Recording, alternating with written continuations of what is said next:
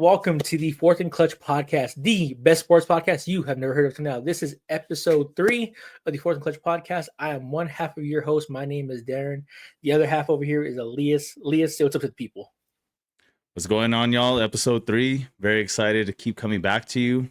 Love the continued support that we're getting from you guys. So let's get going. Perfect, man. Let's get right into it. We got the Week 7 recap on deck. We're starting across the pond with some crumpets, lad.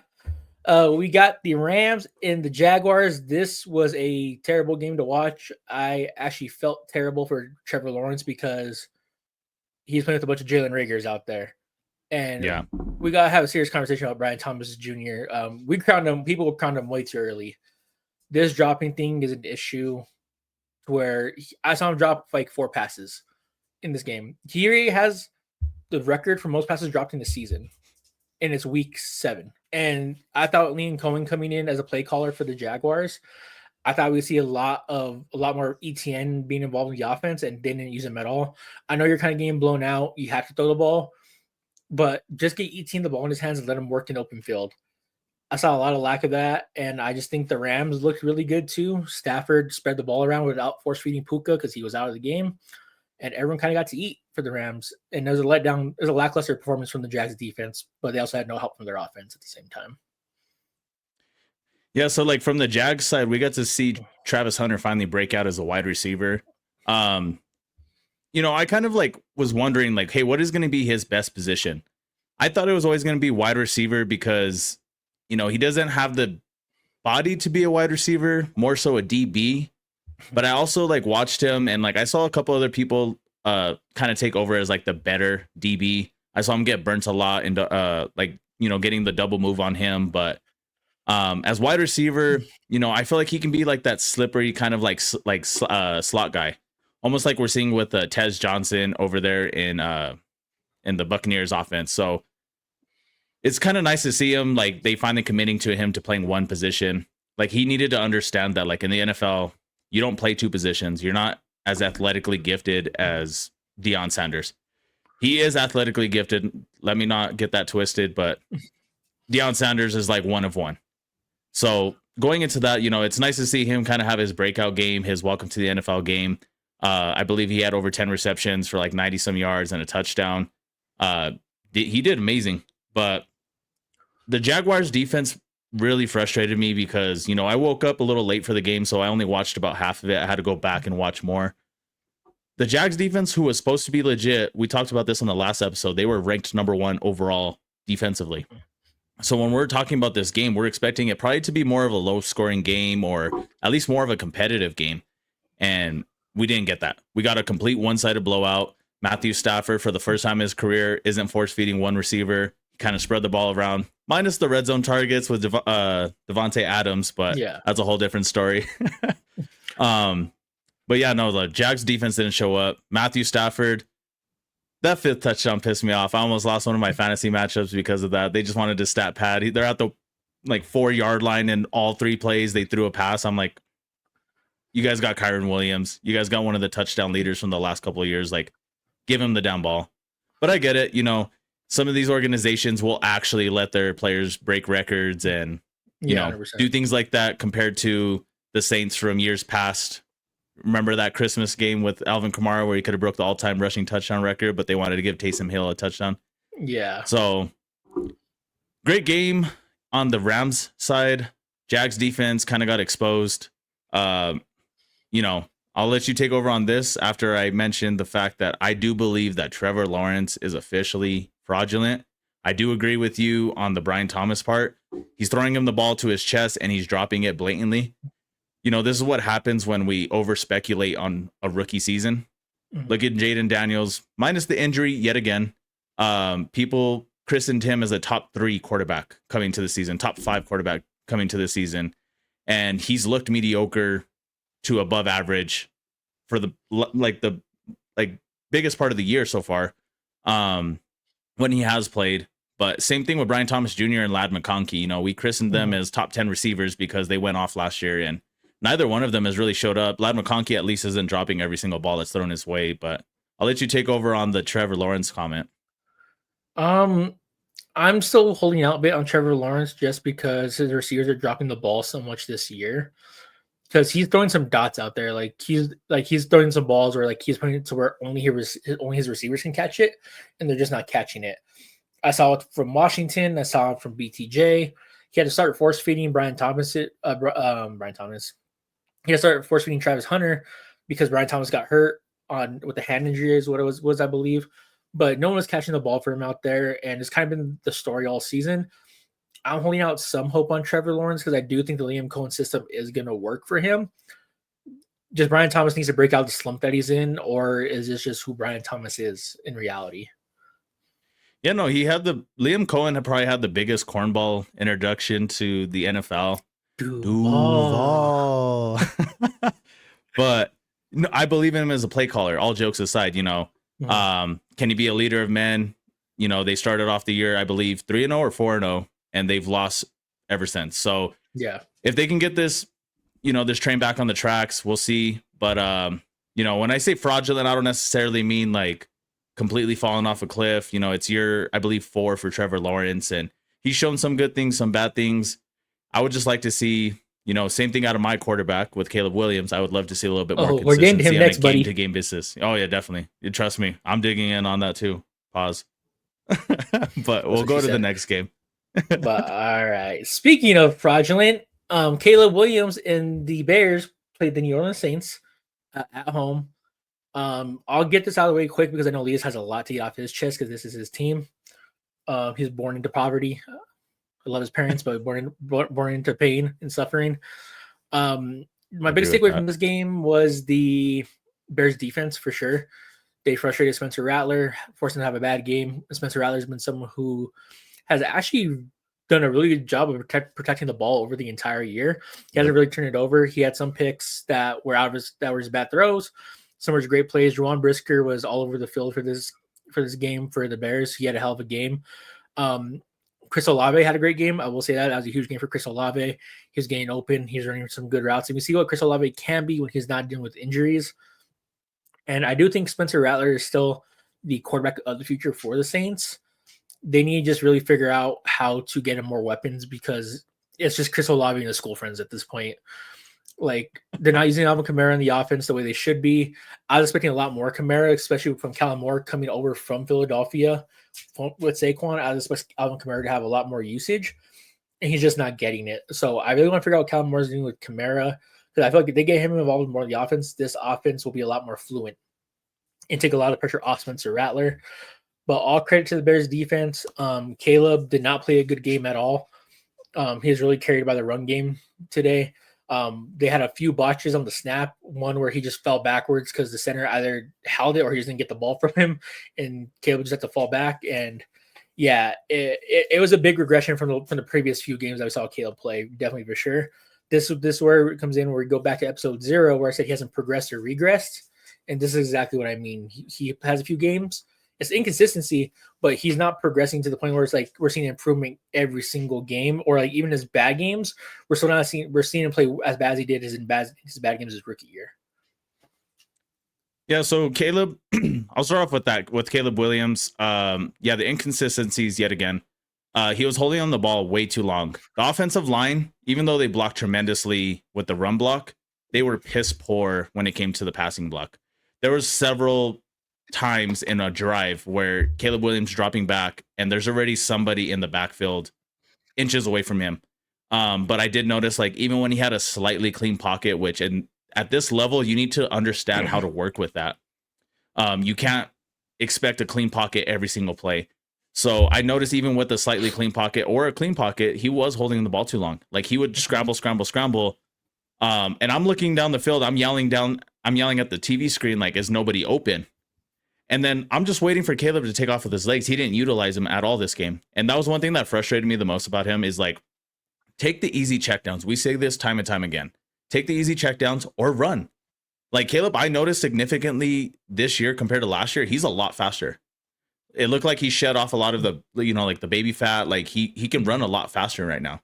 So take off, get some yards. I'd rather him take 6 yards than scramble, throw the ball into harm's way to possibly be picked off.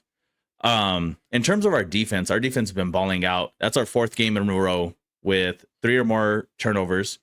I noticed that, you mentioned Alvin Kamara getting more involved. I think in the receiving game is where they need to get him more involved because, we've seen in years past, like, especially for fantasy purposes, like he's Mr. Reliable. He gets the checkdowns constantly. Maybe he doesn't go for, as many yards as he used to in the past. He's slowed down a bit, but we shut him down in the run game. I think he had less than 3 yards per carry. Like, I just saw a whole different energy in our defense. Like, you see the linebackers crashing before he even breaks the line of scrimmage. Our defensive line was finally getting some penetration through the offensive line on those run plays. We finally got to the quarterback a couple of times, which is nice to see because our defensive line has produced 0 pressure all year long. Montez Sweat and Io Dingbo collecting checks, doing nothing. But, defense, shout out to them. They single-handedly got us this win. They're the reason that we got up quickly. I want to say something about Jake Moody, though. I think a conversation needs to be had at this point. When he kicks the ball, I'm not gonna lie, it makes me nervous because Cairo Santos kicks the ball and it goes like this. You know where it's going, like 40, 50 yards out. It's going, it's in or out. Jake Moody, his ball goes this way, and then it cuts to the middle. So I think there's a conversation to be had, like go with the young kicker versus the old veteran kicker who doesn't have a leg to begin with. He is accurate. But, it sucks being one of the very few teams in this entire league who can't rely on a kicker to kick 50, 60 yarders. But we'll see. We can only activate Jake Moody one more time onto the active roster from the practice squad before we have to officially assign him a roster spot for the whole year. It looks like Cairo Santos is still dealing with his hamstring injury. I believe it's a quad or hamstring on his kicking leg. So even if he comes back 80%, 90%, I'm putting him on the bench and I'm putting Jake Moody in. Somebody who already has a weak leg to begin with. I'm not messing with that at all. All in all, Bears run game, DeAndre Swift decided to earn his paycheck. It just, this is what we've seen from DeAndre Swift since he's put on a Bears uniform, though. Like, he has this string of games against weak defenses where he goes off. But I have noticed the last couple of games, he looks like he's running harder. He's not so hesitant. He's just running through the hole. And shout out to the O-line for creating all those spaces. But, 100%. Hopefully we can keep some consistency with that. I like what I saw from the rookie from Rutgers, Kyle Monungai. Hopefully we can keep that little 1-2 punch going. I know Ben Johnson, like he's kind of like a dog of old tricks. He wants to do that lightning thunder, the Sonic Knuckles thing. Mm-hmm. We have not even the great value version of that. We have the Dollar General version of that right now, but it's working. We're leading the NFL in rushing yards and rushing offense for the last 2 games. So hopefully we can keep it going. Caleb, I think that he reverted back to his old habits for this game. And I know he's going to work on it. He immediately went out to his press conference and admitted all faults. I'm sure him and Ben Johnson had their conversations, and Ben Johnson's reminding him, like, hey, fall into the system. Like, you keep repeating, like, just play within the system. You don't see anyone open, take off. Throw the ball away. You don't need to do this Superman, superhero shit. And don't get me wrong, I don't see anybody other than like maybe Pat Mahomes with the help of referees like escape the sacks that he's getting pressured with. Like, there's people like Cam Jordan, a future Hall of Famer, both hands on his hip, and he somehow squeezes out of that to get out of the pocket. But then nothing happens afterwards because he's forcing the ball down the field. Another thing, and I'll let you go, is Roma Dunze. I love you. You're looking like our number 1 wide receiver of the future, but can you catch anything other than wide open, schemed touchdown passes? We need you to catch at least one of these contested catches. This is the 6th game in a row. We had a bye week, but every time that it seems like it's slightly contested, he does not come down with it. So 100%. That's something that he needs to work on. Get your hand grip strength up, squeeze that ball, bring it down. If you really want to be a number 1 in this league, you need to come down with that. We've seen DJ Moore do it time and time again. And if we're going to scheme DJ Moore practically out of this offense to only get, 4 catches for 40 yards, 5 catches for 60 yards, then Roma Dunze needs to step up. But I'll let you go. I don't have too much more to add on other than as far as the kicking situation goes. My concern, Jake Moody, would become those winter months in Chicago with the wind. It's going to affect that natural hook he has. It's like a golf shot where players like Rory McIlroy can hit the golf ball and it's going to hook back to where they want it to go. That's how Jake Moody kicks, but that's going to be a real issue when Chicago winds get up to 28 miles per hour, and it's going to start hooking, but it's just going to hook the other way and slice out the complete opposite way. So it's not an easy position for Jake Moody to be in for sure. But I understand with the just having a healthier, younger kicker, it makes sense. Um, I'm with Ron Dunze 100%. He needs to really become better at being better with contested catches. He really struggles with that, and I've seen it like you have. It's very noticeable that unless he has a little bit of space, he's not catching the ball. The DBs and make the play, even when Rome has this high, insane athleticism to jump over any DB and get the ball, he doesn't catch it. So they really need to figure that out. I do want to see the Bears get Luther Burden more involved in the offense for sure. I do think he should be the wide receiver 3 over Zacchaeus, in my opinion. I know Zacchaeus is kind of like a little more reliable just because he's been there already and he's not a rookie. But they need to take the training wheels off and just let Luther Burden be that 3. And if he could develop into that 2 or 1, then let him develop into it. Because right now it kind of looks like DJ Moore could be on the way out of the Bears come the trade deadline. It's kind of looking that way, the way that there's lack of usage. I know they're using more in the run game a lot now, which I don't mind. I don't mind him being kind of a Deebo Samuel type player, but for the contract that he's on, I could definitely see the Bears want to get off of him, and that's a key for Luther Burden to really step up and be that wide receiver 2 behind Rome Odunze. But yeah, my family's same way. Like, we're watching the game and we're like, okay, we like Zacchaeus. He's a solid 3. Like, any team should be happy to have him. But yeah, and the Zacchaeus, like collaboration going on with this offense, like end this era, like bring in Luther Burden. I know Ben Johnson's a big guy with trust, and Zacchaeus was there for most of the mini training camp, and that's probably why he's going with Zacchaeus, because Luther Burden was hurt for most of it. But quick little subtopic: do you think the Bears finally found their head coach of the future? 100% yes. I think Ben Johnson will be successful in most places that we can go. There's another team we're going to talk about that he had someone he coached with last year in the Lions. We'll talk about here soon. I think Ben Johnson could go anywhere and be successful. I think you're start looking at people from that Dan Campbell tree and really start to look at him the way they do it from the Kyle Shanahan tree or the Sean McVay tree. Dan Campbell starting getting that look with the way Ben Johnson is. I know Aaron Glenn is a little one-off, it seems like, but you look at Kelvin Shepard, the defensive job he did last night against the Bucs. We'll get to that later, of course. The way he coached last night, the way the offense still looks, people are start plucking away at that Dan Campbell tree because he's built a culture and he's instilled it in all his coaches and all his players. That's what's made Dan Campbell such a good coach. And you see Ben Johnson bring that fire that Dan Campbell instilled him now with the Bears. So, which is huge. I do think the Bears have the coach of the future. The question is, are we 100% on their quarterback of the future going forward? And this is just me not trying to play on Caleb's downfall, but he needs to really just trust the coach and play within the system.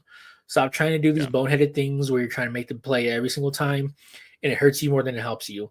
And that's something that's plagued him since he was in college. Always trying to make the play. And that's why he didn't win anything in college. That's why they never made the national championship. That's why they never made college football playoff. I know it was the defense at USC wasn't very good, but he was the catalyst for a lot of those teams not being that successful because of the way he plays the game and it's not wanting to trust the system that he's playing in. All right, guys. The next 2 games we will breeze through because they were dirt. We got the Cleveland Browns putting it on the Miami Dolphins. I don't really have much to say other than Tua stinks. Mike McDaniel is going to get fired. I don't know how he hasn't gotten fired yet. I don't really got too much to touch on other than Quinshon Judkins might be him. Yeah, Quinshon looked nice. Tua looked like ass. End of game.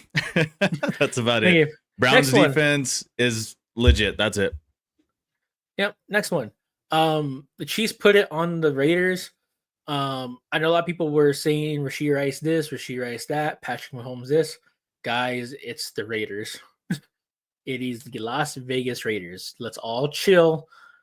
Let's see what the Chiefs do when they play a real defense that isn't the Raiders. I know what this team can be and what it probably will be, but we are definitely the media is doing way too much by saying it's this, and that. It was the Raiders, guys. This is the team that's got a top 5 pick going into next year's draft. Please pump the brakes. Yeah, and I noticed ever since like the Raiders came out and they played the Bears tough.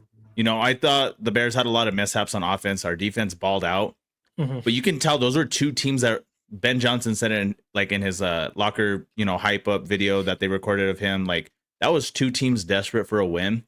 And I think that was a pivotal moment for both of us in our season. We win and we come out hot and we keep the momentum going. They lose and everyone's been down. Everybody's been playing significantly worse since, except for Geno Smith. He's continued to be hot ass. But yeah, Chiefs put it on their back.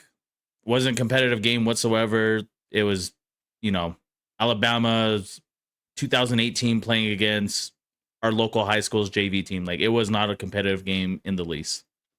Yeah, so we'll get on to the next one. The next one was my Philadelphia Eagles at the Minnesota Vikings. I'll let you go first because hey, we know I still got a lot to say, even though we won. All right, I told you in the last video, Jalen Hurts is a winner. He's a baller. And, I seen the couple of Eagles fans that I have on Instagram talking about it, like, oh, and they say he can't pass. Well, with that passer rating, a perfect passer rating, throwing for over 300 yards, I believe 3 touchdowns, he balled out. He was insane. Dude showed up when he needed to. But again, the play calling. We're not getting Saquon going. I know your guys' own line is not what it used to be, and you guys are dealing with injuries. But for Saquon, who we talked about the last video, he was on pace at this point to end up with under 1,000 yards. That's almost a lock at this point. They're doing him a disservice for a guy to almost break the all-time rushing record set by Eric Dickerson last season. Is going to somehow end up being a subpar starting running back. So that's play calling. That's the play caller's issue, that you're making your stud player, who was probably the best at his position, look mediocre. Averaging 2.7 yards on the year, I believe, is what he's averaging right now. And to hear that, it just sounds so disheartening. I just recently traded away James Cook for Saquon Barkley in a piece in a league that I needed depth. So I'm feeling uneasy about that, but I didn't think there was a whole lot of fall off in production when it comes to those two, because they both had some bad weeks recently, but we'll see.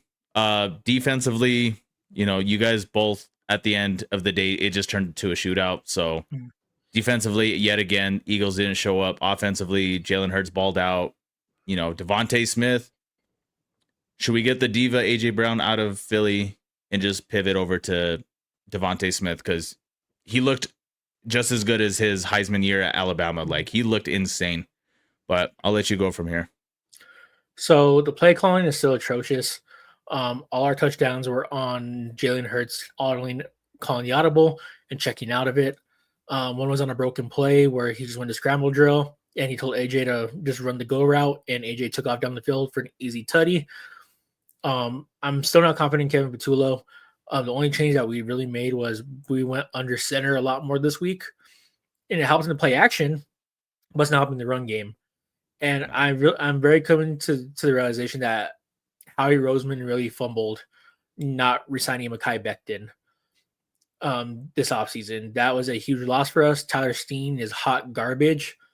If anyone wants him, I'll take a pack of Doritos and a Red Bull for him, because he sucks. Get him off my team. We really need to look at Fred Johnson and inserting him there at that right guard spot.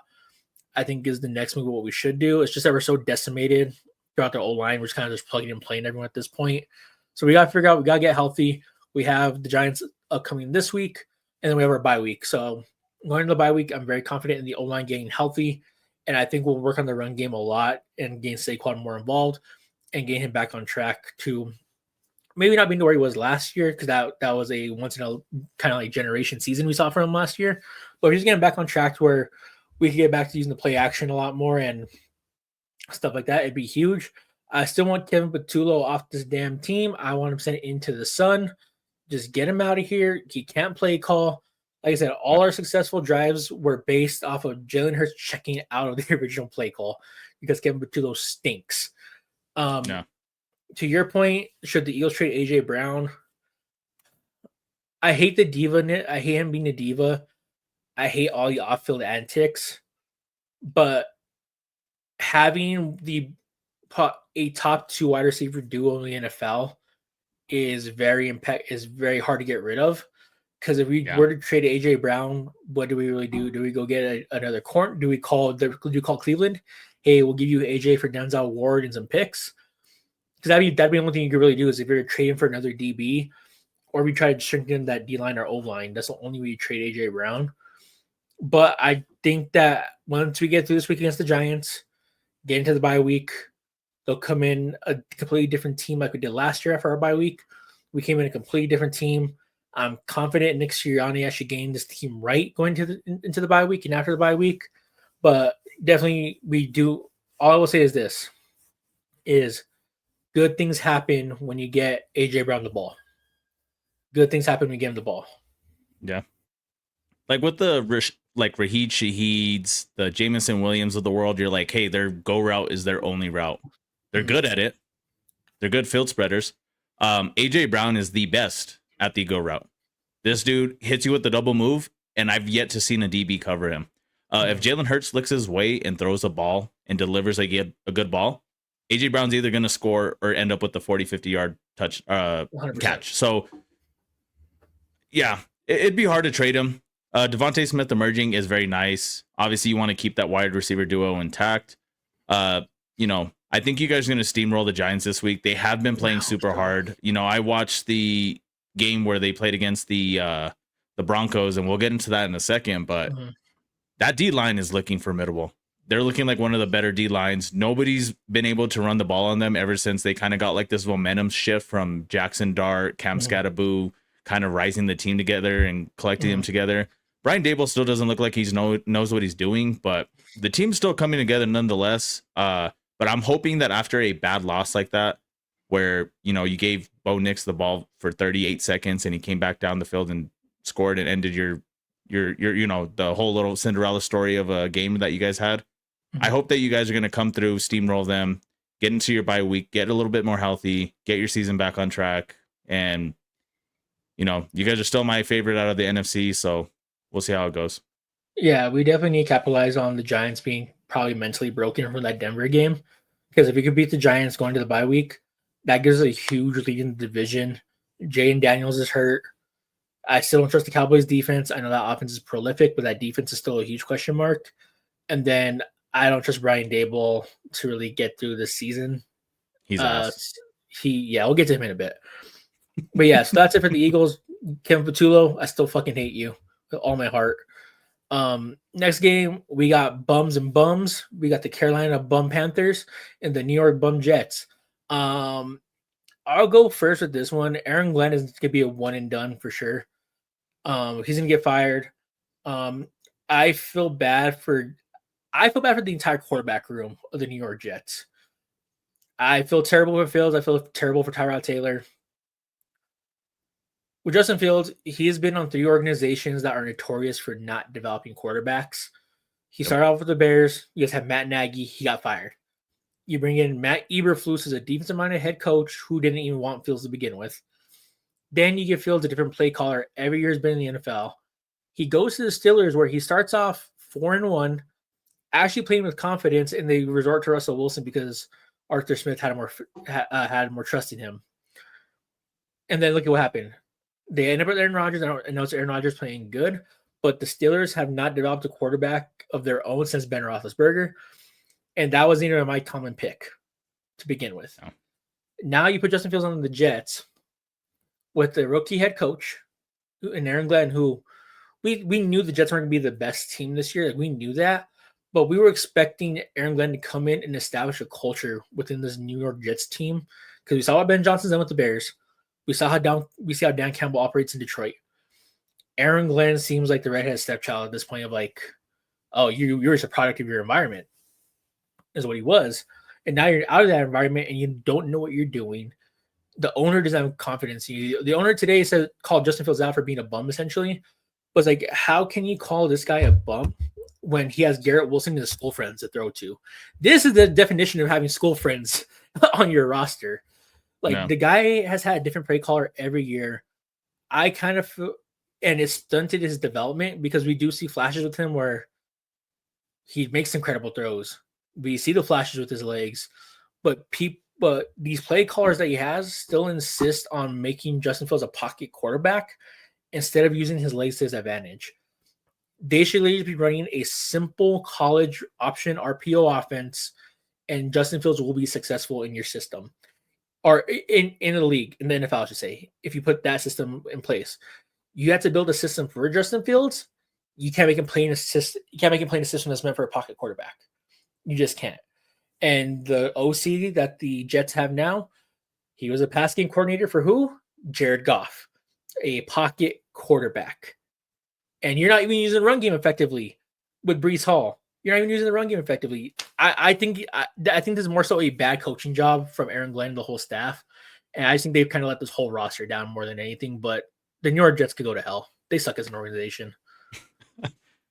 Yeah, no, I remember when the coaching like cycle came around and Aaron Glenn was a name that was linked to the Bears. I was begging and praying to any god that would listen, please do not hire Aaron Glenn. It's not that I didn't think he'd be a good coach. It's just that I thought he was a factor or a product of his environment. I thought that, the Lions as a team have been really good because they've drafted super well thanks to Brad Holmes over there at the Detroit Lions. But yeah, I saw him melt down and get points put up on him like no other in the playoff run. Near the end of the season, they fell apart as well. I know that they went without Aiden Hutchinson for the latter part of the year, but still, like, one player is not going to make or break your defense. If you have a good scheme, you can overcome it. I always thought that Aaron Glenn can be that culture setter, like how we're talking about, that culture creator. But it's starting to seem like same thing with the Cleveland Browns, like a cursed organization. They're never meant to do anything. It sucks to see. I feel bad for Justin Fields. I've always wished the best for him ever since that we drafted him. He looked pretty pissed to get drafted by us, not going to lie, but I still cheered for him like no other. I was like, we got our QB of the future. And it's been the same since the day we drafted him. It's only been flashes. It's never been a full put together game. It's never been, consecutive games in a row. It's always been moments. And that's lacked to our development. That's lacked to the Steelers' development. That's lacked to the Jets' development. This guy, unfortunately, is probably going to be a journeyman backup quarterback, a Taysom Hill in the future where they just use him as a gadget player. And his legs are probably second in the league in terms of like how much they can produce to Lamar Jackson. But it sucks to see on the Panthers side of the game, Chuba Hubbard looked less efficient than Rico Dowdle, but Bryce Young ended up getting hurt in this game. They went to Andy Dalton, force feeding the ball to Xavier Legette, who I don't think is good whatsoever. So, for fantasy purposes, if you have Ted McMillan like I do, we're screwed for the next few weeks if Bryce Young can't get back into this offense. But other than that, if you have any fantasy football players going against the Jets the next few weeks, it seems like it's going to be the worst game of the week because now it's 2 games in a row. We talked about last week with the Broncos and the Jets, worst game I've ever seen. Now it goes to the Carolina Panthers, worst game I've seen since that game. So bench whoever you have playing against the Jets because it seems like their defense finally locked back up. Sauce Gardner's finally, clicking again. And the offense can't contribute. So I don't know. I guess their defense has unlimited stamina because the Jets offense can't sustain a drive to save their lives. But yeah, just like you said, ass versus ass, the least amount of ass won. Yeah, and pretty much. That's it. All right, moving on to the next game. Mike Vrabel gets his restitution against the Tennessee Titans after they fired him 2 years ago. Drake May is really good at football. He knows how to throw the rock pretty well, and the Patriots have their future quarterback. And it sucks because these guys just keep hitting out the park at quarterbacks, apparently, because you go for Tom Brady, you go on a 2-year stinker, but then you get a really good quarterback in Drake May. And then you have a guy in Mike Vrabel who has established a culture there and everyone's bought in already in New England. Tennessee sucks. I feel bad for Cam Ward. This is very much so going down the Justin Fields path already for him, where you draft him, you fire the coach, and it's just been an endless cycle for him of another team that can't develop quarterbacks very well. He has no one to throw to. Tyler Lockett requested to be released today, and they gave it to him. They let Tyler Lockett walk. I'm not saying Tyler Lockett is a world beater or anything, but Tyler Lockett was the only one catching passes on that team because Calvin Ridley stinks. I can't name another receiver on that team after Calvin Ridley now that Tyler Lockett is gone. Cam Ward's just in a bad situation, and he better pray it gets better. But I don't have too much to say about this game other than Drake May is really good at football. Mike Vrabel has the New England Patriots organization completely turned around from what they were last year, and this is going to be a real tight battle there in the AFC East with them and the Bills to fight it out for that division crown. Yeah, I had seen something from Diane Rossini that was reported that the Titans are accepting calls on the entire Titans organization except for Jeffrey Simmons and Cam Ward. So they said anybody can go for the right price. This team is just ass. And, you know, I'm looking back at it, and you're looking at the combined record of the teams that the Patriots have played, and it's been not a lot of wins and a whole ton of losses. So I'm thinking that Drake May is still legit. I still think he's the quarterback of their future, but I do think that they've had a cakewalk of a schedule. And coming from a Bears fan where the last several wins, people are like, oh, the Bears played the 4 worst teams in the NFL. I'm like, so a Jaden Daniels-led Commanders is a worst team in the NFL now, right? You know, just a bunch of bullshit coming on that end. But I do have their upcoming schedule, and it's looking like the Patriots could end up with one of the best records in the league. So next, they have the 1-5. They played the 1-5 Titans. They play and this isn't updated records. It's just a little meme that I found on Twitter. The 1-5 Browns, the 0-6 Jets, the 2-4 Bengals, the 1-5 Ravens, the 0-6 Jets, and the 1-5 Dolphins. So obviously updated records. Most of those teams lost this last week. So Drake May is going to continue to look great. He's playing against weak defenses, but I've seen enough throws from him. I've seen enough poise from him. I do believe in him. I think he's a great quarterback. I'm not going to discredit anything that he's doing. He's legit. The Patriots look a lot better, but I'm going to give some credit to this cakewalk of a schedule that they've been given so far. All right, guys. And in the next game, we got the New York Football Giants blowing it to the Bo Nix-led Denver Broncos. Brian Dable, Jackson Dart went from saving your career to you coaching yourself out of your career as a head coach of the New York Giants. This was an absolute the Giants blew it, but also credit to Bo Nix for the way he played in that fourth quarter. I know he didn't have the best 3 quarters, but Bo Nix getting to the fourth quarter seems to be he just turns into that dude in the fourth quarter. He did against the Eagles, did against the Giants yesterday. Putting up 33 points in the fourth quarter is absolute insanity. He went from having me 4 fantasy points to 36 fantasy points. Completely insane. He is so good in the fourth quarter. Sean Payton finally took the training wheels off in that fourth quarter with his play calling. The play calling there has been abysmal from Sean Payton in the first 3 quarters. He is still getting too gimmicky, too cute with the screenplays. You need to take the training wheels off and just let Bo Nix sink or swim. And he definitely swam when he took the training wheels off in that fourth quarter. And Bo Nix started to push the ball downfield, make plays with his legs. Looked like he was back at Oregon again. So I really love what I saw from Bo Nix.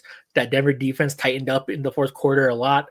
And huge win for Denver. And that could honestly just mentally break the Giants like that. That's good for the Eagles going into next week because now we'll have a mental advantage on these bums.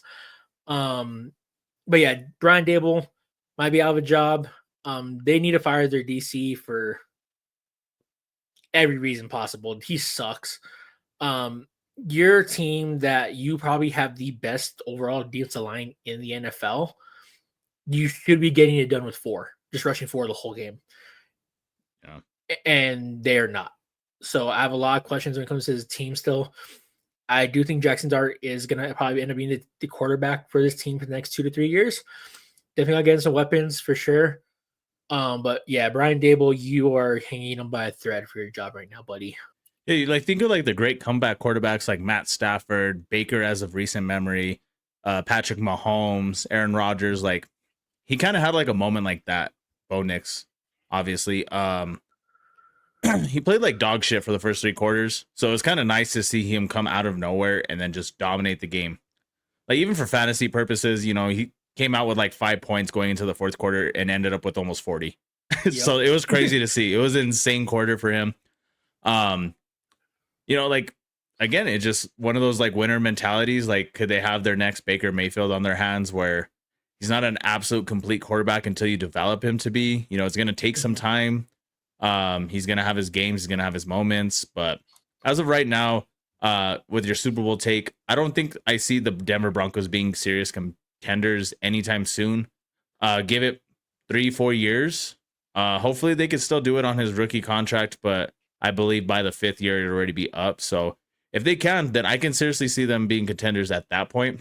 In terms of like the short term, this year, next year, I don't think so. I think the AFC still has some solid like top heavy teams, but they could be like that Tampa Bay Buccaneers, the Washington Commanders of last year, where that dark horse candidate, like that team to just slip past a few teams, and if they have the right momentum going, like who knows? Great game overall. Brian Daboll, your ass. You need to get out of a job. Deontay Banks, you're trash.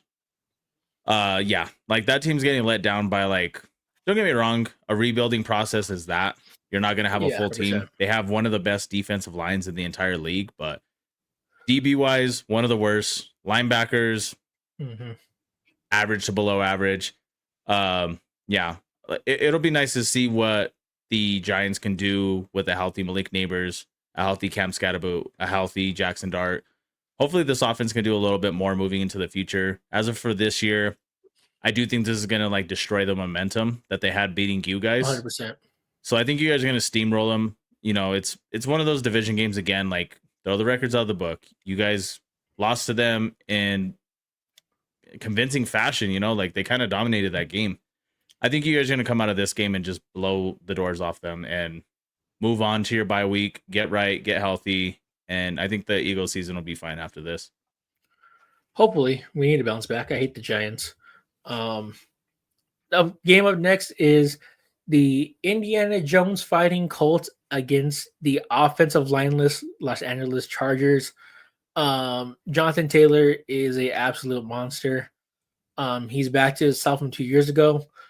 He is probably RB1 this year, and it might not be close to so far this year. Daniel Jones is going. This team is going to go as far as Daniel Jones takes them, I think. I wouldn't say they're a Super Bowl contender. I think they are good. As long as you have Jonathan Taylor, you can win games with a solid run game. But I still think they're a few pieces away from being a Super Bowl contender. And as good as Daniel Jones is playing, I don't think he's the guy that could get you to the promised land. If history repeats itself, we know Daniel Jones can become crunch time. So he has a lot to prove this year. But as of right now, he probably is a favorite for MVP between him and Mahomes. You probably have to show Jonathan Taylor in there for MVP, the MVP conversation with the year he's having. And the Chargers end, they got to get healthy, man. They have to get healthy. That O-line is obliterated. You don't have a run game since Omarion Hampton's been hurt. You did lose Najee Harris as well for the year. You're playing with a practice squad running back and a third-string running back. So they're not in an ideal situation. Herbert had some error apparent throws that game for sure. 2 egregious interceptions he threw. Credit to the Colts for capitalizing on them. If you're the Chargers, you just got to do everything you can to get healthy, man. You have a huge game coming up on Thursday against the Minnesota Vikings. That, lucky for you, Carson Wentz is still the starter going into that game. But you're going up against a Brian Flores defense that can cause problems for this O-line and this offense. So if you're the Colts, just stay consistent, keep doing what you're doing. If you're the Chargers, just do your best to float around till your offensive line gets healthy. Just try to float and not sink at this point if you're the Chargers. Yeah, I mean, like you had Herbert throw down near almost 50 times this game, and like this is what happens when you have no run game and you're forcing your quarterback, no matter how talented a quarterback is. Justin Herbert, talent-wise, is probably top 10, top 5 in this league, arm talent-wise. Yeah. But that it just goes to show, like when you don't have a run game, it doesn't matter how good the quarterback is. It's going to be simplified to rush 4, drop 7. You only have so many receivers, so majority of them are getting double covered at that point. 100%. So of course he's going to make some picks. The ones that he threw were honestly just egregious, like you said. Like they weren't even close. If they were like contested interceptions, I could defend him. He just had an awful game. This team needs to get right. I trust Harbaugh. I think he's going to get this team better as soon as they start getting healthy. But yeah, like they got to get their season back on track. It looks pretty rough for them, but we'll see. Definitely. Into the next game, the fraudulent Green Bay Packers and the Jacoby Brissett led Arizona Cardinals. The Green Bay Packers are 4-1 on the year, but they look more like a 1-4-1 team on the year. Outside of week one, they haven't really been that team. Like I said, I think it was just an anomaly that happened week one against the Lions because you see what the Lions are now. If those two teams were to score up today, the score would be the reverse. I think the Lions would hang 40 on the Packers, and the Packers would score more than 20 points on this current Lions iteration of the Lions. The Packers are probably at this point are finished third in the division. I think they just don't have the offensive weapons at the wide receiver position in particular to be that good of a team. Matthew Golden hasn't panned out the way they thought he was going to. But I think they're expecting a lot more out of him. Other than that, Tucker Kraft is probably the best receiving option on this team, and he's your tight end. And Jordan Love is still learning to play the position. It seems like at the NFL level, he has moments of greatness where if he has momentum and he's confident, he's playing very good, like any quarterback would. But there are still times down the stretch of games where he just crumbles during crunch time, and it doesn't look good for this team. The defense played good. Shout out Michael Parsons for literally saving the Packers this game with the 3 sacks he had, all in huge moments. If you're the Cardinals, Jacoby Brissett ran the offense better than Kyler Murray did. And that sucks to say because I'm going to Seattle in 2 weeks to go visit some family. And when I'm out there, I'm going to a Seahawks game and they are playing the Cardinals. I would rather watch Kyler Murray play than Jacoby Brissett when I'm out there. But if I'm the Cardinals, you really start having that internal discussion of where can we trade Kyler Murray to? I think Kyler Murray at this point is like showing that, maybe a change of scenery can help. I think a trade can do him wonders, trade him to the Raiders at this point, trade him to whatever team is desperate in need of quarterback play. But yeah, that's back-to-back weeks where Jacoby Brissett, looks a little bit better when he gets the playing time. And yeah, it looks rough for him. It looks rough for Kyler Murray's aspect, like what argument do you have at this point that he's your guy? I think they haven't had that argument for a bit now. I think that they're just stuck on the contract, the egregious contract of over $200 million that they gave him. Mm-hmm. In terms of the Packers, yeah, Jordan Love, to me, it's the media constantly likes to, I don't know if it's a Packers thing. Maybe the media just loves when the Packers are good. Like maybe it's good for football. Maybe it's good for ratings. Mm-hmm. Maybe Wisconsin as a whole, the entire state just raises NFL ratings to an insane level, but they just love when the Packers are good, and 100%. They christen, Jordan Love is like a top 10 quarterback. I disagree with that take, and it's not because I'm a Bears fan. It's me being unbiased at this point. He's a solid middle of the pack to below average quarterback. Like if I had to rank him right now, it'd be from 15 to 19. 100%. I think he's a top 20 quarterback.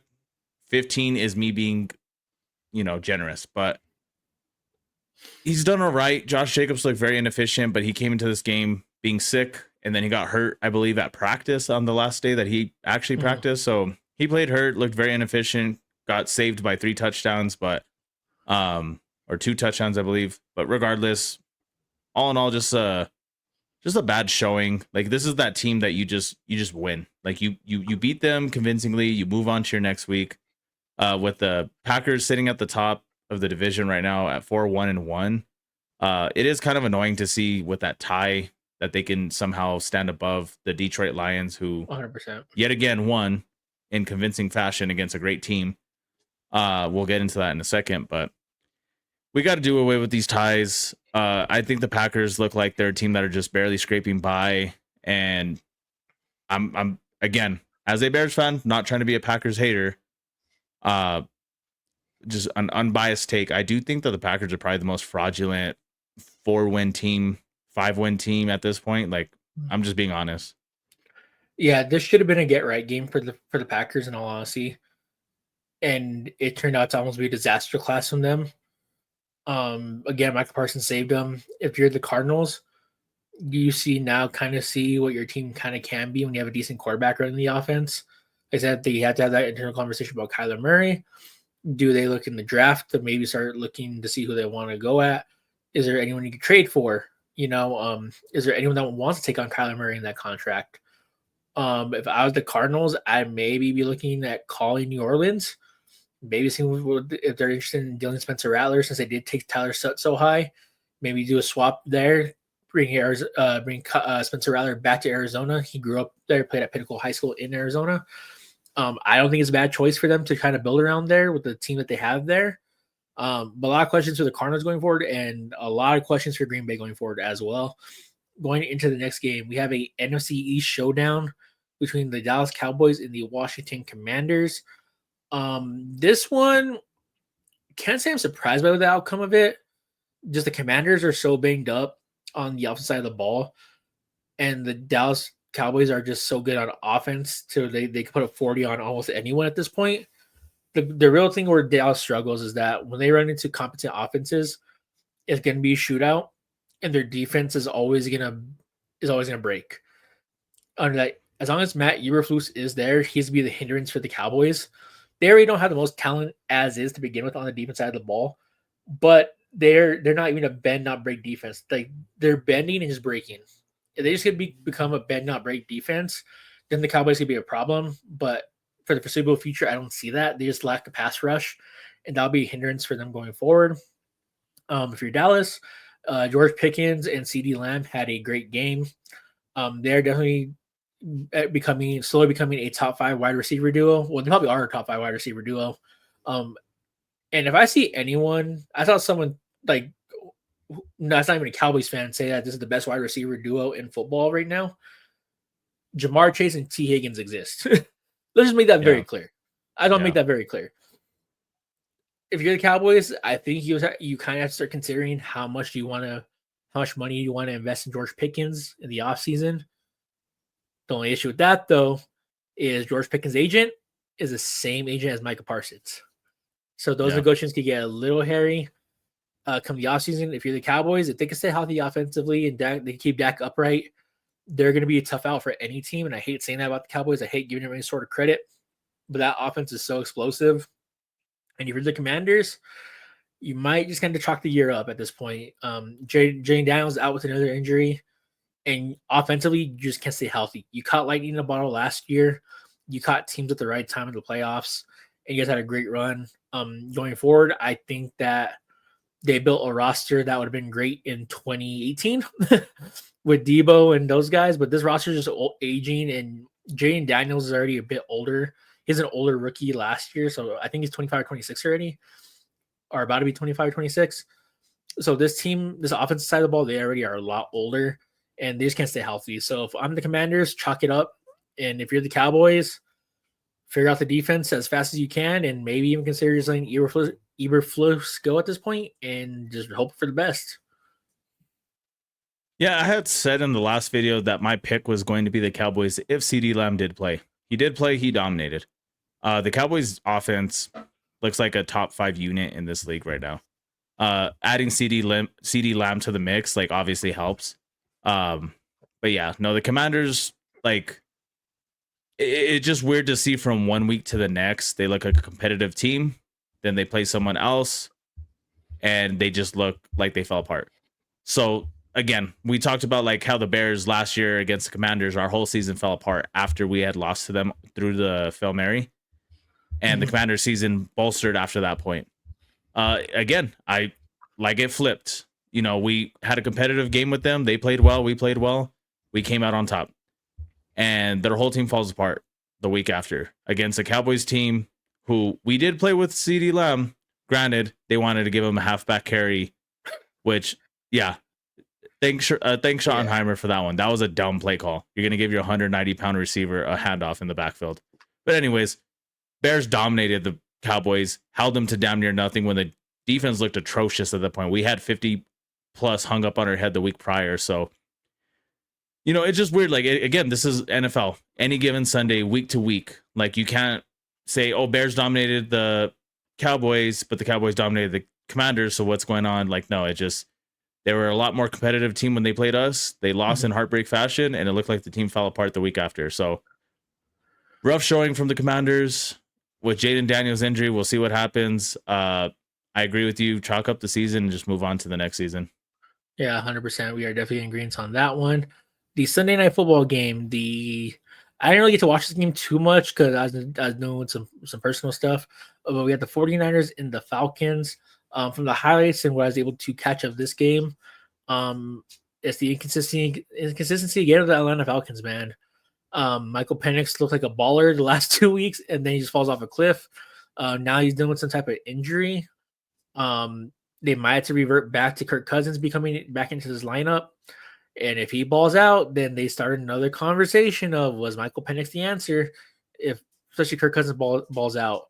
If you're the Niners, I mean, my hat's off to Robert Saleh losing Fred Warner, and he come out and have a great game on defense. Same on the offensive side of the ball. Kyle Shanahan, we say it week in and week out. He is probably one of the best offensive play callers in the game. And anyone can be successful in the system. Mac Jones played a solid game. Brock Purdy will be back this upcoming weekend, so they'll probably take an L this weekend since he's returning. If you're the Falcons, you really just got to figure out going forward, man. Like there's a lot of questions about Michael Penix. He's becoming very inconsistent, and he also is one of those guys that's an older player. He had 2 major knee surgeries in college, so he is coming in and his knees are a lot older than what his age are. So there are a lot of questions I have with the Falcons going forward. But at this point, I just got to kind of tip my hats off to the Niners play calling on the offensive deep side of the ball. Props to their coaching staff to get the win here on the Sunday night game. Again, this is like one of those teams that like fraudulent 4 or 5 win teams, the 49ers. Like, I don't see them being like a serious playoff contender. I don't see them being a serious anything at this point. You guys lost 2 of your best players in Nick Bosa and Fred Warner. Like at this point, it's like, what are we really playing for? You've had Purdy out practically the whole year. And this is the one thing that I heard a conversation about. It's like Mac Jones is giving you about 70 to 80% of what Brock Purdy is. But you guys are paying Brock Purdy $50 million a year. Mm-hmm. You guys are paying Mac Jones pennies and a Panera gift card. Like at this point, like this is a conversation truly to be had. Like if I'm the GM of the 49ers, like I'm just going to be like, you know what? We messed up. Shanahan, here's a 20-year contract. You're never leaving this team. We'll grab any quarterback off the street. You somehow make it work. I think this finally lays to rest that Brock Purdy's a top 5, top 10 quarterback. He's not. He's a game manager who plays well in the system. And through any great play caller, I truly believe this can be your outcome if you have a quarterback who plays 100% into your system and does nothing else more. Are you going to win the big games? No, you're not. The good quarterbacks, the great quarterbacks are the reason why you win the Super Bowl. But the game managers is how you get there, is how you make a playoff run, is how you constantly make the playoffs. And I think that Shanahan is solely the reason why the 49ers are succeeding. Saleh, obviously, 100%. A great addition to get back to the 49ers, especially with losing your 2 best players on defense. But yeah, I mean, the McCaffrey thing's scaring me. You guys already have an injury-prone running back who's getting older in age, and you guys are giving him the ball way too damn much. Just 32 more touches than any other player in the NFL. So that's absurd. Yeah, like, what are you guys playing for? Like, yeah, you guys have a falsehood record at this point, but what are you guys playing for? Like, do you guys really think you're going to make a run in the NFC? You're not. You guys have Mac Jones at QB. And when Brock Purdy comes back, maybe he'll win you a game or 2. But again, you don't win Super Bowls with game managers. You just don't. Yeah, you guys need to protect your number 1 asset on offense, which is McCaffrey. And I get it. You guys haven't had your receivers. But like, you guys got to find another way to win other than breaking down his legs that are already fragile as is. Mm-hmm. So good on you guys for winning. Falcons, yet again, I'm noticing a little trend, though, with the last 2 games where they won and did really well. Darnell Mooney was not playing. And then he comes back. The offense is inconsistent. It almost seems like Michael Penix wants to force feed him the ball down the field. Drake London doesn't get involved, your number 1 receiver by a mile. And we had Darnell Mooney on the Bears, and I loved me some Darnell Mooney. But like, the offense is almost like, it almost seems like Michael Penix like already predetermines where he's going to throw the ball. Mm-hmm. And would you rather the ball get thrown to Drake London, a top 5 pick, or would you rather get it thrown to Darnell Mooney, who's been a solid number 2, probably one of the best number 3s in the league? So yeah, 100%. Bijan, still a beast, still gets the job done. Michael Penix, we saw 2 good games from you, and then you came out and laid an egg. Again, we talked about the consistency thing, so we'll see where it goes from here. Hopefully he can get healthy because, you know, Kirk Cousins, we'll see the ball aired out a lot more, but it's just not the answer. He's too old. They already benched him for Michael Penix. They already made the decision, so we don't need a quarterback controversy over there in Atlanta. So hopefully Michael Penix can get healthy. Yeah, 100%. Now going on to the last doubleheader of Monday Night Football of the year. Finally, first game of the night was Tampa Bay at the Detroit Football Lions, and man, another guy that's really good at football, Jahmyr Gibbs. That guy is different. People give CMC a lot of credit. People give Bijan a lot of credit. Jonathan Taylor, Jahmyr Gibbs needs to be in those conversations. I personally had him. I personally said if I ever got number one pick in fantasy this year, I was taking Jahmyr Gibbs number one overall. He is so good in every facet of the game, whether you hand it to him, get to him in the pass game. Good things happen when Jahmyr Gibbs has the ball. Great win by the Lions here. They could have blown off the doors probably. Jared Goff had the best game.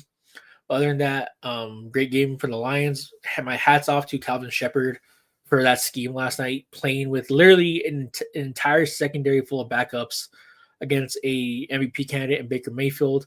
I know Mike Evans broke his collarbone or his clavicle and his concussion. So his record of 1,000-yard seasons, unfortunately, is coming to an end due to injury. Sucks for it to happen that way. Baker did not look like Baker last night, but I just think Aiden Hutchinson and that defense caused hell for him. So this game to me was all good Lions, and they shut down Tampa Bay essentially. Yeah, this is one of those games where I talked about it with my coworkers today. Like, this is what I want to see from Caleb Williams. You're a good quarterback for a majority of these games, and you have a bad game. That's what you see from a great quarterback. From Baker Mayfield, ever since he got to the Tampa Bay Buccaneers, he has a lot of good games, and he has an off game. This is just one of those off games. He's a great quarterback. He played like shit. Like, let's just call it what it is. Let's call a spade a spade. He's overthrowing receivers constantly. I know he's throwing to me, you, and homie from down the street practically, other than Ibuka, but Tez Johnson looked pretty solid, honestly. Like, Ibuka was playing hurt. You know, he's a monster because they're taking him out to get an MRI, so it was bad enough that they're like, we need to get this checked. He plays the very next game. Was not expecting that. You could tell he was playing a little hurt, though. But Baker overthrew everybody. Mm-hmm. Every time I watched the pass, I was like 5 yards over his head, 10 yards behind him. Like, he was sailing everybody, and I think that defense got to him. It was one of those games where it just wasn't Baker's night. Hats off to the Detroit Lions defense. And honestly, hats off to Jahmyr Gibbs. I know they signed Monty to an extension, but I'm going to be honest. You don't need him. You don't need him. If you want to sign some bum off the streets to take some carries to give Jahmyr Gibbs like a reasonable break, then by all means do that. Monty's not doing anything except getting touchdowns this year. He hasn't looked good since his injury last year. Like, he's just running into the line with a full head of steam and just falling flat of a yard gained, 2 yards gained. So sucks that they signed him to that extension. They're kind of stuck with him. But yeah, if Jahmyr Gibbs were to get this kind of workload every week, we'd be arguing about who's really the number one RB. Yeah, 100%. But I do think that this is all Jahmyr Gibbs here. He is insane, and they need to feature him a little bit more in the offense than they already do. But he should be. I think at this point, I think you're at the point now where you can just make Monty like your third down running back at this point, in all honesty. But moving on to the second game of the night, we have the Seattle Seahawks and the Houston Texans. Seattle might actually end up winning the NFC West. They are going to be a team that you don't want to see in the playoffs because that defense is really good and that offense can figure it out. My only concern about the offense is Kenneth Walker. He is not looking like the K9 of old. He looked I know the Houston defense is really good, don't get me wrong, but I feel like it's been more of a better year for Zach Charbonnet than it has been Kenneth Walker. That's really my only question mark as far as Seattle Seahawks go, is how do you get someone like Kenneth Walker who's so talented more involved in your scheme? Other than that, hats off to the Seahawks. Played a great game. Houston, you need to get CJ Stroud in O-line. He is ending up in a Andrew Luck, Joe Burrow type situation where he has no protection at all. That line is so bad. He doesn't have time to throw the ball. they're in the backfield when he's even handing off the ball. The running backs are getting hit 2-3 yards deep in the backfield. That defense, that's a Super Bowl caliber defense that Houston has, but they get no help from the offense due to the lack of blocking. And honestly, the scheme isn't that good either. I know Nico Collins went out with concussion last night, but you do have to find a way when you know your O line is so weak. You need to find a better way to get the ball out of CJ Stroud's hands faster. You got to really work the quick game, a lot of slants, a lot of curl routes, a lot of digs, a lot of screen, a lot of halfback screens too. But they're just not scheming it up for him properly to give him time. And I honestly feel bad for CJ Stroud because he had one of the best rookie years of all time from the quarterback perspective. And since then, he just had nothing but struggles from the O line, and he just can't get a groove down. So that's props to Seattle for taking advantage of that. And Houston, like I said, just you really have to figure out that O line situation like ASAP.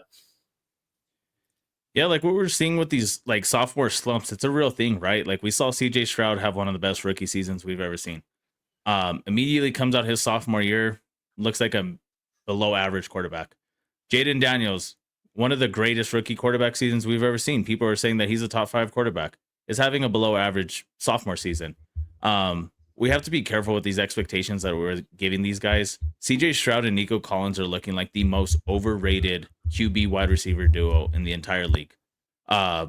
We came into this league, especially for fantasy football purposes, like there was expectations that Nico Collins could at some point end up as wide receiver 1. It's not happening. It's not going to happen. It hasn't happened, and it probably never will happen.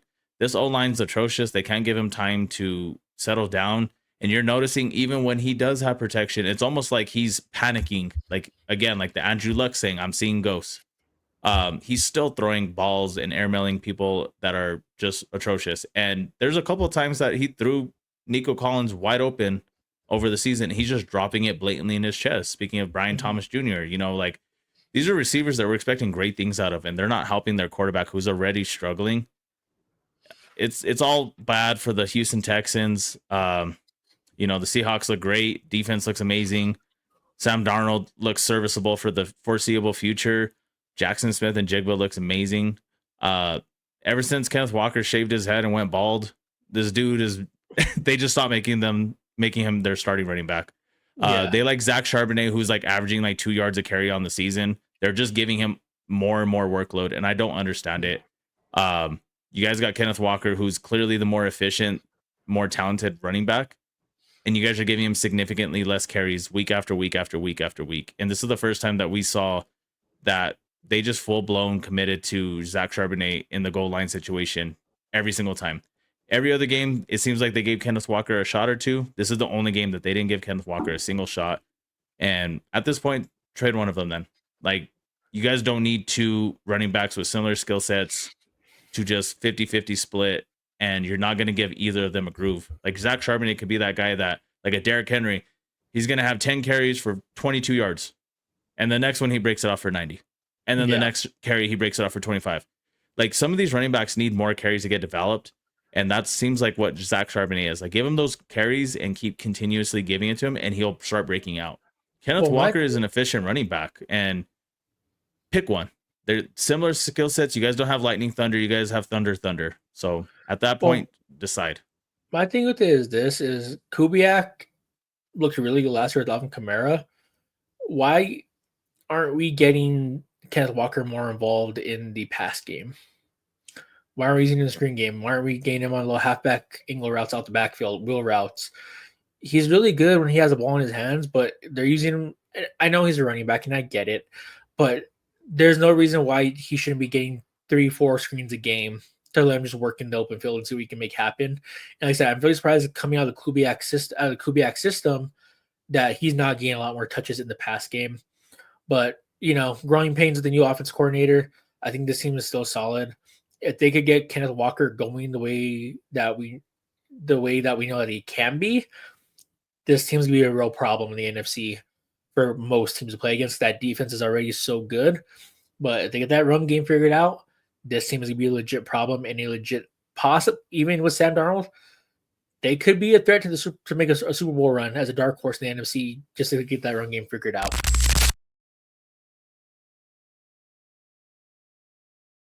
All right, guys, going into the next topic, we got the Thursday Night Football preview. We got the Los Angeles Chargers and the Minnesota Vikings.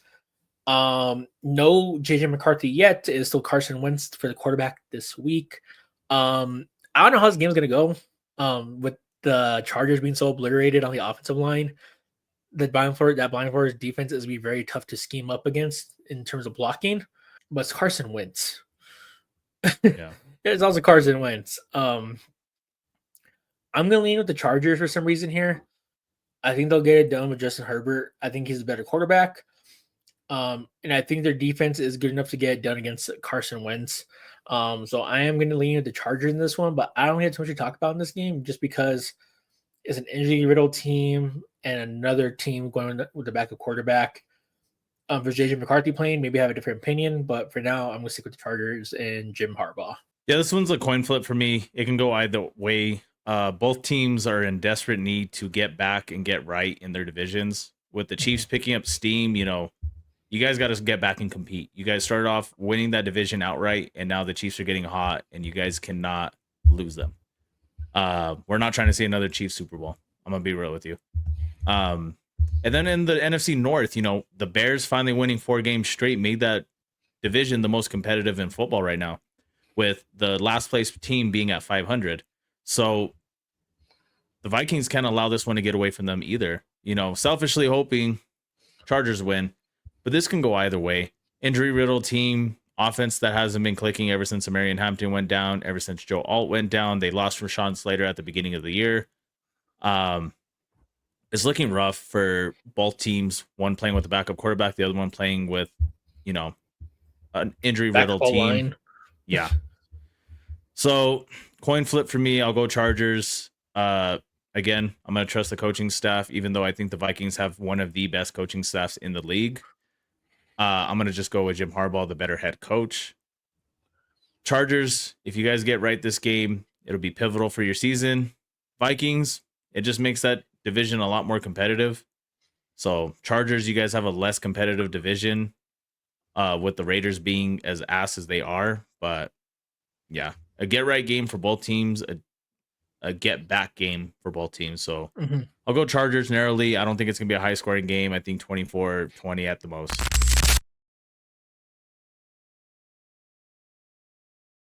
All right, guys. And speaking of divisions, let's do a mini breakdown on your division, the NFC North.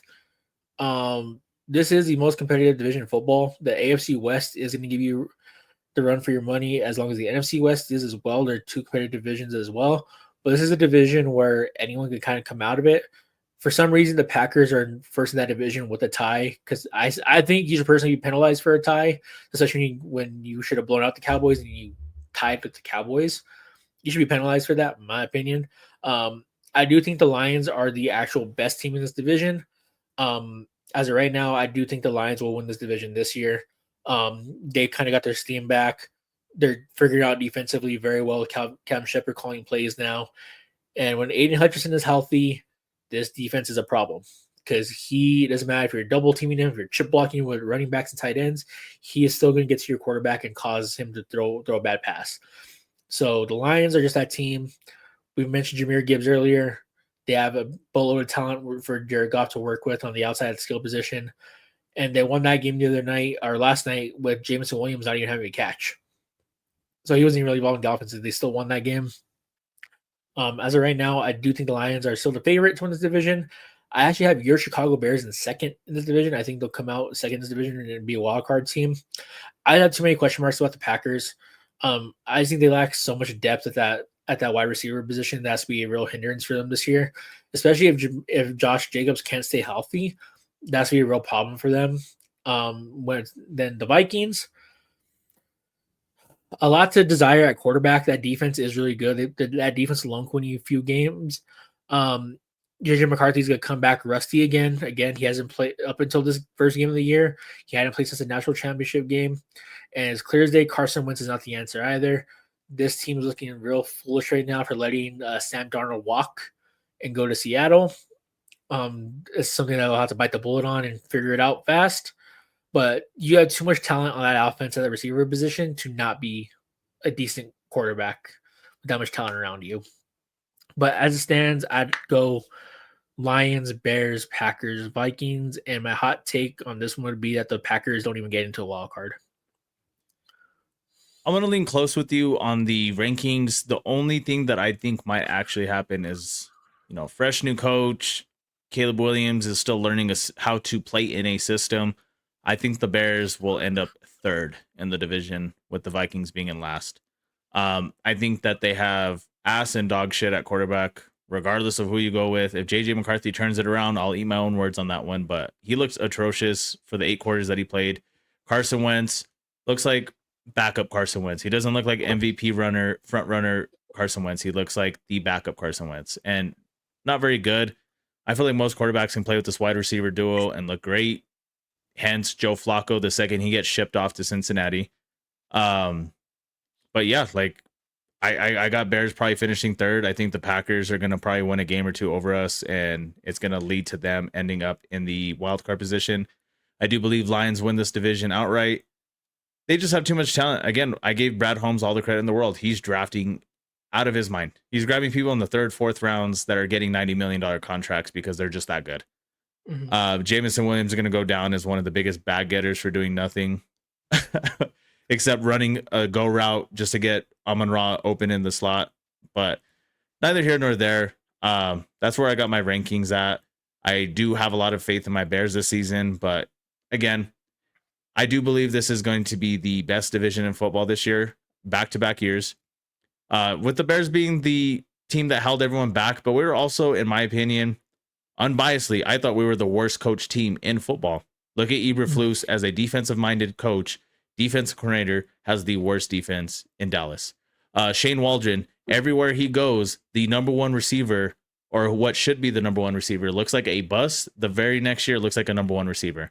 He was the same way with Jackson Smith and Jigba. Looked like that Roman Dunze. And guess who he's coaching right now? Brian Thomas Jr.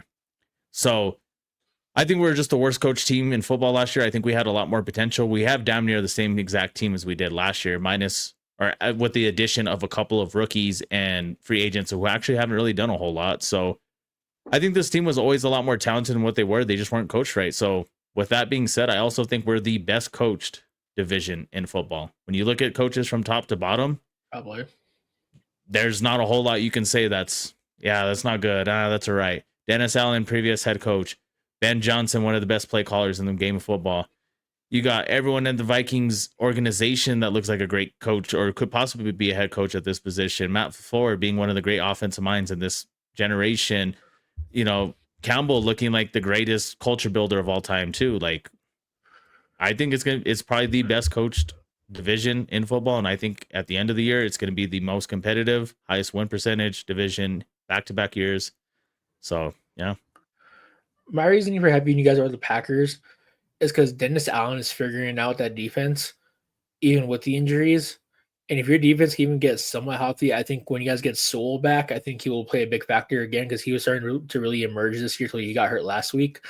And I think with Dennis Allen figuring it out, and with you guys more than anything figuring out the run game, that is the biggest thing for you guys is figuring out that run game with DeAndre Swift. I still do think you guys will be probably in the market for a running back to maybe draft unless you guys have a lot of faith in Kyle Monungai being that number 2. But I still think you guys should make a move for a Kenneth Walker or Zach Charbonnet out in Seattle. Wouldn't be a bad idea. But I do think you guys are going to be playing in more rhythm than the Packers are coming the end of the year. Like I said, so. I know we said Caleb is playing inconsistently, but he does have more weapons to work with than what Jordan Love has with the Packers. And I think that's be the real hindrance for the Packers is the fact that they do not have any weapons to really go make a play on the opposite side of the ball outside of Josh Jacobs. And if he doesn't stay healthy, then that ship has really settled this team, no matter how good Matt LaFleur is as a play caller. Yeah, the Packers, like wide receiver core, you had mentioned they don't have enough depth. They have the most depth in the league. The only problem is they don't have a number one weapon. Like, they look like that fantasy football bench where every player is probably projected 10 points, but you're not starting a single one of them. Like, that's what their wide receiver core looks like. It's a bunch of number 2s and 3s who are solid when fed, but you need them to make a play. More times than not, they're not going to. They went after Matthew Golden, who, like, just everything about his game, his stature, everything about his athleticism like just points to the fact that like this is probably a good number 2. Like they still don't go after that big body receiver. I know they got Christian Watson possibly coming back, but this dude's literally a walking mirror. He's made out of glass. He can't stay healthy to save his life. He'll come back for a couple of games and then he'll pop up on the injury report for practice with a hamstring injury, or, you know, I won't say the next word I was about to say, but some kind of tear in the lower extremity area. But yeah, no, it's just the most depth in the league, but no real weapons in terms of number ones. Yeah, 100%.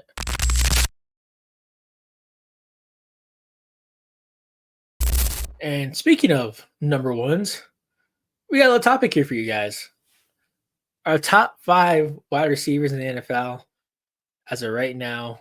Elias, how do you want to do this? Do you want to go 1 through 5 each, or do you want to start from the bottom? I'll go 5, you name your 5, and we'll work our way up from there. All right. So we actually had, prior to this, we included one honorable mention. So we'll start from the honorable mention. We'll go 1 for 1, go band for band on this one. We'll go bottom to top. So honorable mention number 1, the only honorable mention, because if we do any more, we might as well do 10. I have Jackson Smith and Jigba.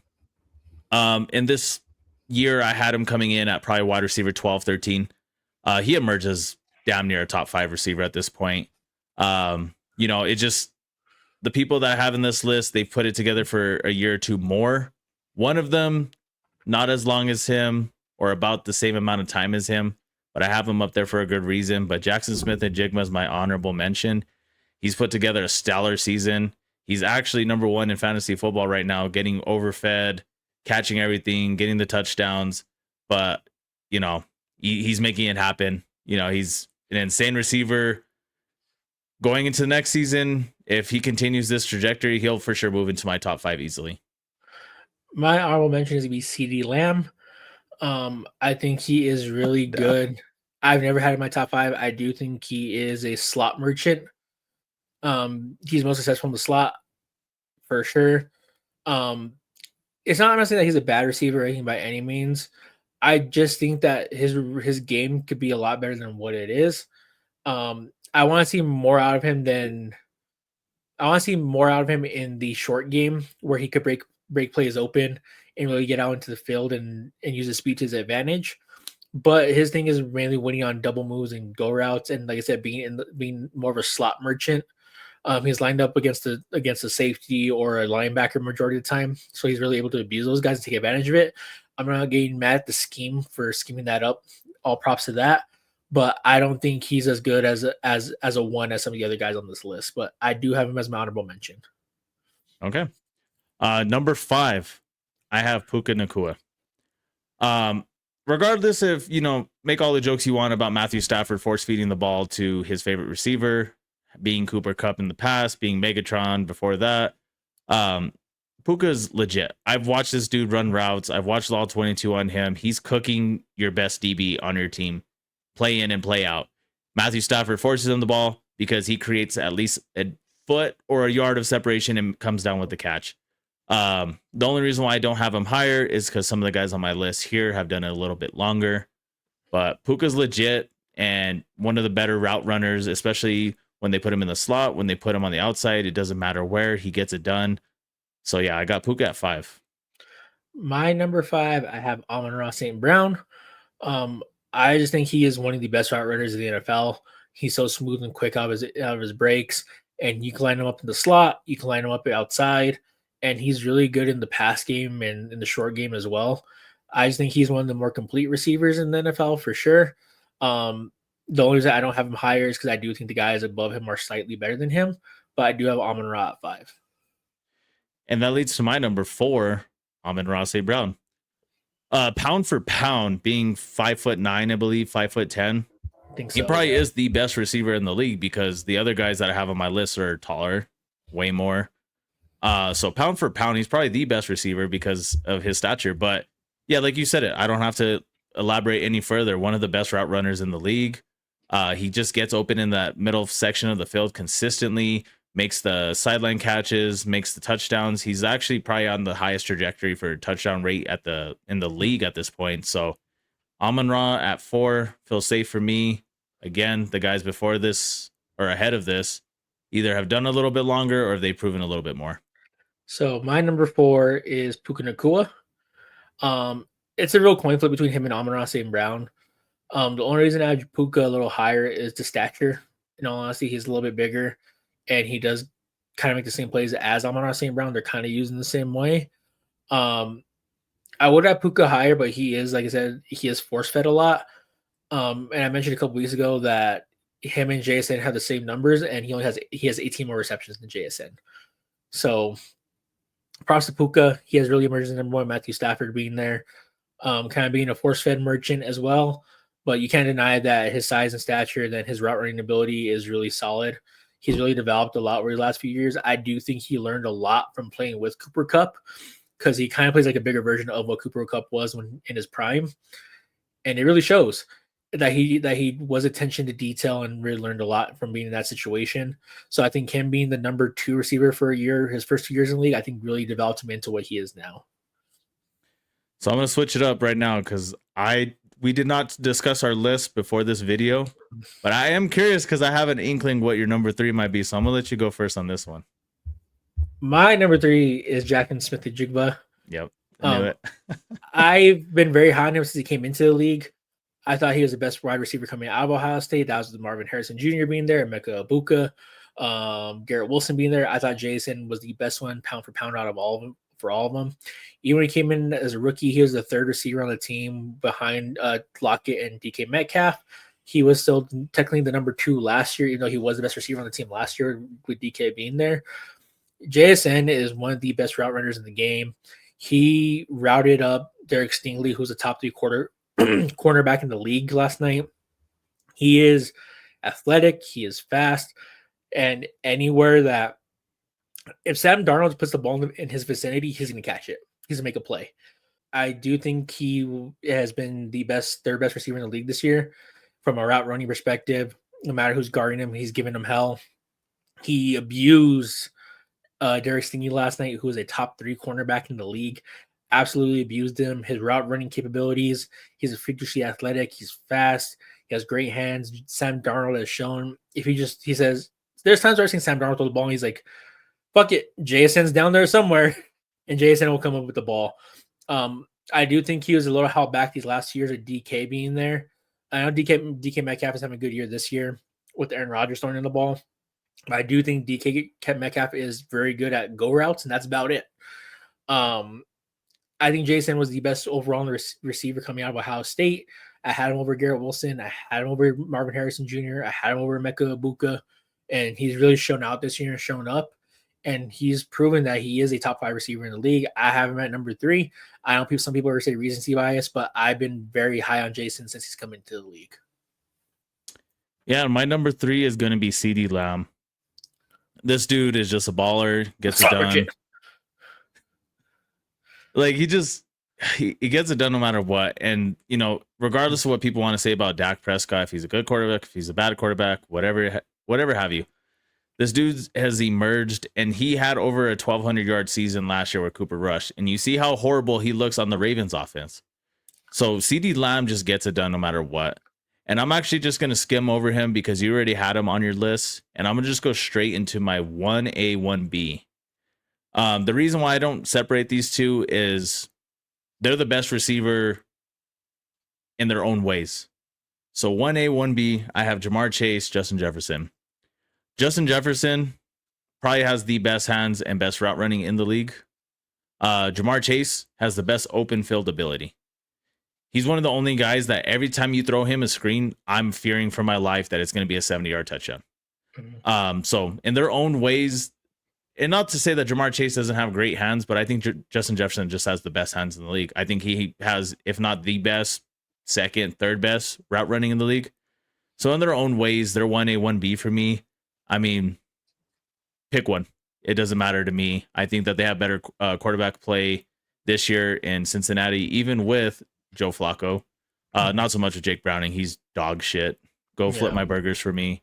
But in Minnesota, unfortunately, they haven't had a consistent quarterback since Kirk Cousins. And even then, never got it done in the brightest of lights. But that's my 1A, 1B right there. I'm with you. I slightly have Jamar over Jettas. I think Jed is the best route runner for sure, but I think Jamar is the most complete receiver in the league from a terms of he is a solid route runner, has phenomenal hands, top 3 hands in the league, and his ability to run after catch is probably the best in the NFL at that position. Like you said, in the screen game, you get in the ball, there's a fear of him taking you to the crib every single time. And we saw last week against the Steelers, he abused everyone that covered him. Jalen Ramsey got the work.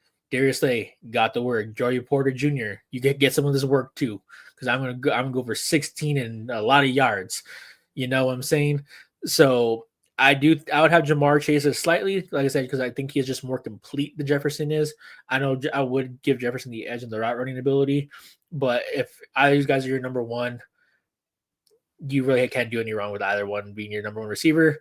Hi, Roseman. Your one blunder, you took Jalen fucking Reagor over Justin Jefferson. You bastard. You bastard. I will never forget that. You guys, quick story time about this. We were in a Discord call and for that draft, and I was like, take Justin Jefferson. You guys, when they took Jalen Reagor, Elias, how quiet did my mic get when I heard that name pop up on my I thought he muted screen? himself. I was like, and I had to look. I was like, oh, the video froze. And then he finally moved, and I was like, oh, no, he's just in disbelief. Guys, I was so pissed off. Me and another buddy of mine, him and I were talking about the draft that year because that was a stacked receiver class. That was the speedy, Henry Ruggs, really quick, as we know, very quick, on and off the field. Shout out Paul Walker. But even Jerry Jeudy was in that class. But I personally that year I did have Justin Jefferson as the number one receiver coming out of college that year. So I was very pissed off when Ty Roseman bottled that. But we do have a Super Bowl. Can't complain there. We ended up with AJ Brown. I know he's being a diva right now, but we did end up with AJ Brown, Devontae Smith, so I can't complain there. But yeah, guys, that is I think they do for episode 3. I'll put this out there since now. Next week Elias is gone on Thursday, so I'll figure it out for the Thursday episode. He won't be here, but then that following week I'll be gone for the Thursday episode. But once we get back from both of our trips and the holiday season hits, we do plan to crank out a lot more TikTok reels, TikTok content, and Instagram content as well. And then just stay tuned for the episodes, guys. We have a lot coming. We're trying to build some momentum going into the year, and now with the NBA started, be prepared for some NBA content as well. Other than that, guys, it's been Fourth and Clutch, and we're out.